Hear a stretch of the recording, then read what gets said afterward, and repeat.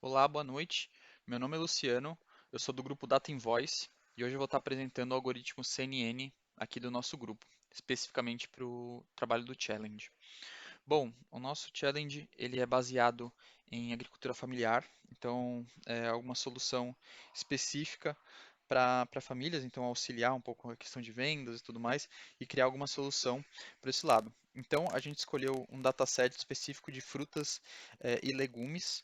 Esse dataset ele conta com mais de 90 mil imagens, sendo separadas por treino e teste, tendo 131 classes de vegetais e cada fruta ali tem 103 imagens. Cada imagem dentro dessas categorias possui um tamanho de 100 por 100, 100 pixels por 100 pixels, e a gente está fazendo a leitura dentro do GitHub. Então, ele é separado por pastas, por cada categoria, né, que é de frutas e legumes, e aqui a gente pode ver todas as imagens, né. Bom, então para começar o código, a gente iniciou fazendo a leitura de algumas bibliotecas, né? Então ali a AOS para a gente conseguir iterar com o sistema operacional, a CV2 para a gente conseguir fazer a conversão para a escala de cinza e ter essa visão computacional das imagens, a Random para a gente embaralhar nosso modelo, para a gente não ter nenhum tipo de viés de acordo com alguma classificação ou imagens que estão em sequência, né? A gente também utilizou dentro do Skylearn um conjunto de métricas, métrica de acurácia para a gente ver como está o nosso modelo. Se a gente quisesse plotar matriz de confusão, e ele tem também uma função de classificação que é um report, né? Então que ele dá algumas medidas específicas para a gente ter uma leitura de como está o nosso modelo. A gente portou também o TensorFlow com o Keras para a gente conseguir compilar o modelo e colocar todas as funções que a gente utiliza dentro do CNN, né? Então ali as camadas densas, convolução, max pooling, flattening e também algumas outras funções, né?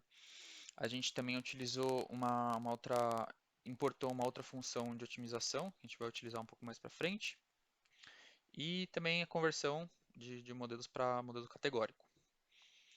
Bom, a gente, como tem muitas frutas, a gente acabou escolhendo 6 específicas, né? Então são 3 maçãs e 3 peras, que a gente salvou dentro de uma lista aqui. E a gente está fazendo a leitura toda dentro do Git.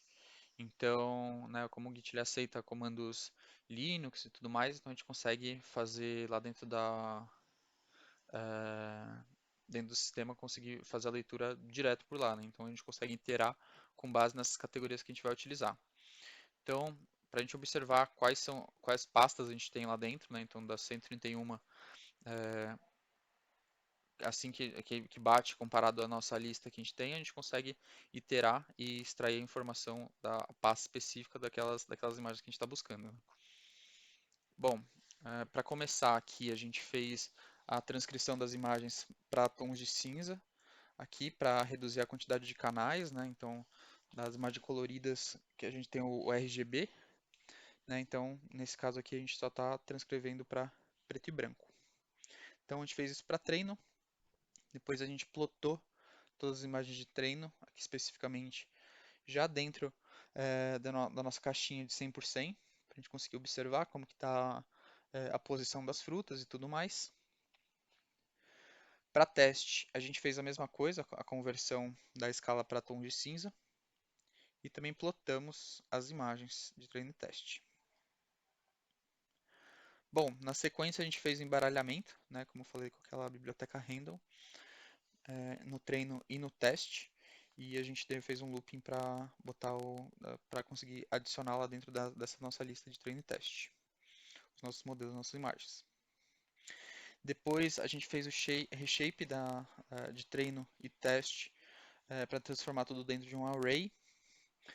E aqui a gente fez duas normalizações, né? Então uma pela média e outra pela escala de 0 a 255, né? Aqui no final para a gente conseguir ter o valor máximo, que é 255 igual ao pixel totalmente ligado. E aqui a gente fez uma normalização pela média, pelo seguinte, quando a gente está trabalhando com machine learning, o ideal é a gente trabalhar com modelos com um tamanho bem pequenininho, né? Ali a gente não é muito bom a gente trabalhar com valores altos. Então a gente, dentro do nosso array, a gente tira uma média e faz uma subtração dentro de todas a lista que a gente tem aqui dentro. Então a gente já consegue reduzir o nosso tamanho de cada posição dentro do array. E depois só fez essa divisão por 255 do valor do pixel totalmente ligado.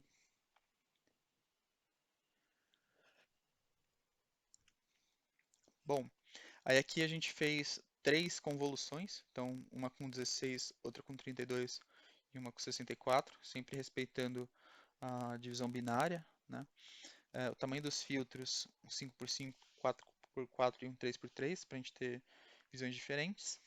Pool size ficou 2x2 no final, e a gente está utilizando, vai estar fazendo aqui em 10 épocas, né, de leitura lá no nosso modelo.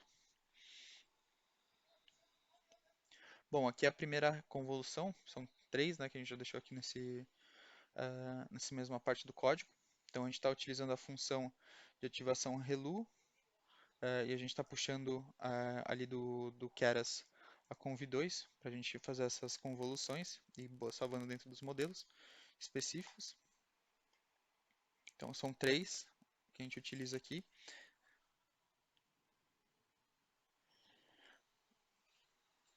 Na sequência, a gente converte aqui num vetor flatten, né? Então para a gente conseguir ter essa leitura basicamente horizontalizada, né? Para a gente conseguir identificar padrões e saber para onde que a gente tem que escolher qual fruta que é.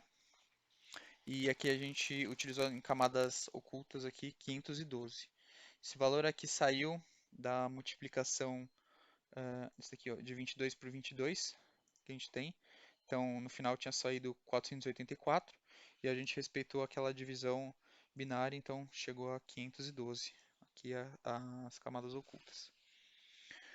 Para o nosso modelo output aqui a gente colocou a função softmax, que basicamente ela dá uma suavizada, né, nas características do nosso modelo.